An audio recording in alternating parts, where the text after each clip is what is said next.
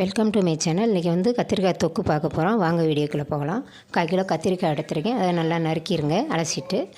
இப்போ ஒரு கடாயில் 50 நல்லெண்ணெய் ஊற்றிக்கிங்க. ஊற்றிட்டு இந்த கத்திரிக்காயை வதக்கி எடுத்து வச்சுக்கோங்க, ஃப்ரை பண்ணி எடுத்துக்கோங்க. அதை ஒரு நல்லா இது கோல்டன் ப்ரௌன் வந்துடணும். அதை வந்து ஒரு தட்டில் மாற்றிக்கிங்க. மாற்றிட்டு மிச்சம் எண்ணெய் இருக்கும், பட்டை சோம்பு போட்டு ஒரு வெங்காயம் போட்டு வதக்கிடுங்க. தக்காளி 2 தக்காளி போட்டு வதக்கிடுங்க. இஞ்சி பூண்டு துருவல் கொஞ்சம் அதை போட்டு வதக்கிடுங்க.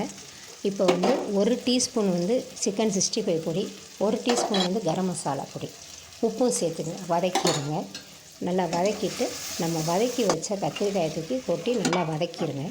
வதக்கிட்டு கொஞ்சோண்டு புளித்தண்ணி தேவையான அளவு ஊற்றிக்கிங்க. ஊற்றிட்டு மூடி வச்சுருங்க. சூப்பராக ரெடி ஆகிடும் தொக்கு. இப்போ குழந்தையெல்லாம் சாப்பிடாதுங்க, இது மாதிரி நீங்கள் செஞ்சு கொடுங்க, சாப்பிடுங்க.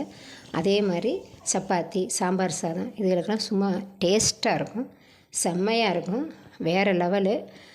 நீங்கள் ட்ரை பண்ணி பாருங்கள். சப்ஸ்கிரைப் பண்ணுங்கள். எப்படி வந்திருக்குன்னு. தேங்க்யூ.